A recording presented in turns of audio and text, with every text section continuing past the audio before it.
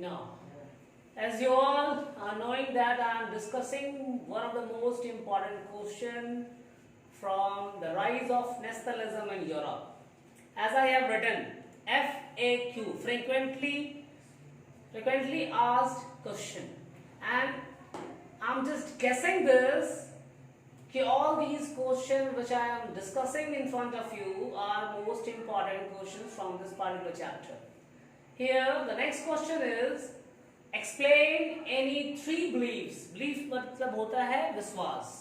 तो तीन ऐसे विश्वास की बात की जा रही है of the conservatism. तो कंजर्वेटिज्म के तीन ऐसे विश्वास की बात की जा रही है जो कि 1815 के बाद इमर्ज हुआ है. That emerged after 1815. तो ये टॉपिक आप जब कंजर्वेटिज्म आफ्टर 1815 टॉपिक निकालेंगे एनसीईआरटी बुक से, तो ये क्वेश्चन उसी टॉपिक से आपसे पूछा गया है. तो इस पर्टिकुलर क्वेश्चंस के लिए जो तीन बिलीफ हैं उसमें पहला पॉइंट आपको रखना है the conservatives hello the believe that established traditional institutions of the state and society like monarchy, church, social hierarchies, property and family must be protected and preserved.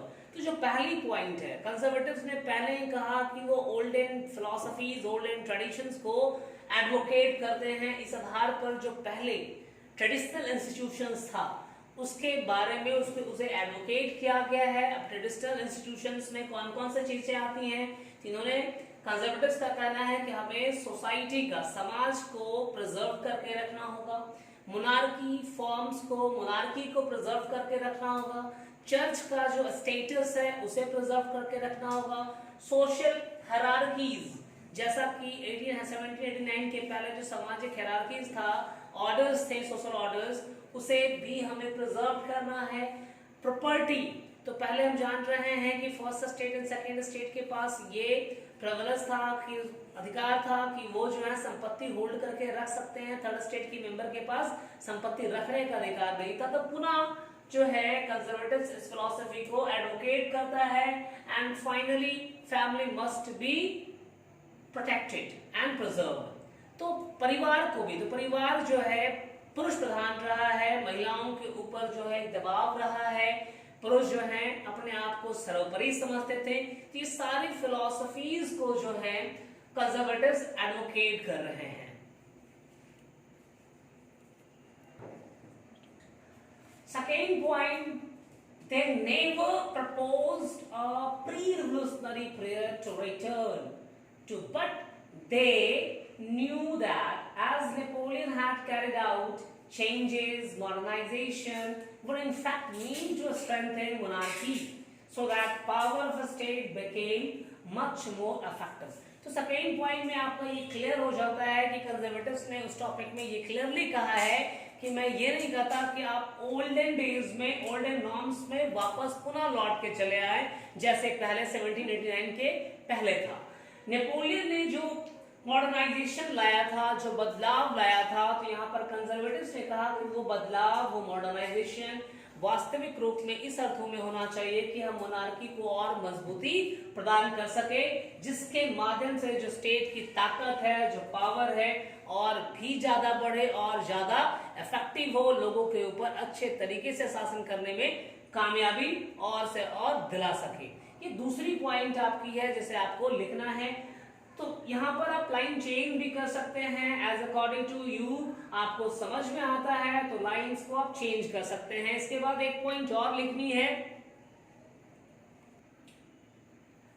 तो इस क्वेश्चन के थर्ड पॉइंट में आपको लिखना है the affirmed belief that aristocratic monarchies of Europe would gain much from a modern army. मतलब ये एक विश्वास था कंजर्वेटिव का कि मॉडर्नाइजेशन जो डिफेंस में, आर्मी में किया गया उसके माध्यम से जो है मोनार्कीज जो हैं बहुत कुछ प्राप्त करने में सफल हो जाएंगे. एंड इफिशिएंट ब्यूरोक्रेसी, इसके माध्यम से जो इफिशिएंट मॉडर्न आर्मी है, ब्यूरोक्रेसी जिसे नौकरशाही कहा जाता है, जिसमें प्रशासन में नौकरशाही, जैसे वर्तमान समय में डिस्ट्रिक्ट मजिस्ट्रेट वगैरह है, ये सब ब्यूरोक्रेसी का ही एक हिस्सा है.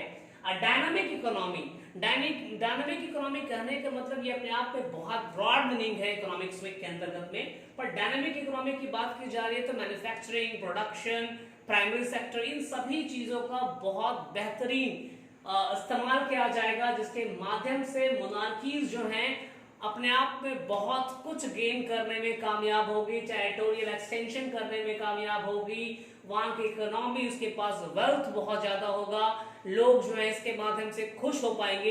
इसलिए मॉडर्न आर्मी सुरक्षा के पॉइंट ऑफ व्यू से, एफिशिएंट ब्यूरोक्रेसी, एडमिनिस्ट्रेशन को संभालने के लिए, डायनामिक इकोनॉमी से क्या होगा, एम्प्लॉयमेंट, प्रोडक्शन जैसे चीजें और गुड्स एंड कैपिटल का मूवमेंट आसानी से किया जाएगा। और इसे और बेहतर करने के लिए फैसिलिटेट क्या किया गया, फ्यूडलिज्म, सामंतवादी प्रथा को एबॉलिश किया गया और सर्फडम को भी एबॉलिश किया गया। सर्फडम का मतलब गुलामी होती है, जिसमें इंसानों का क्रय विक्रय करके गुलाम बनाया जाता है और गुलाम बनाकर उससे काम करवाया जाता है और उसके बदले में उसे बहुत कुछ। तो इस सवाल के जवाब में ये तीनों पॉइंट आपको लिखनी है जो कि कंजर्वेटिव्स के बिलीफ है। क्लियर? ये 3 पॉइंट्स आपके जहन में होनी चाहिए, तब जाकर आपके आंसर्स परफेक्ट होंगे।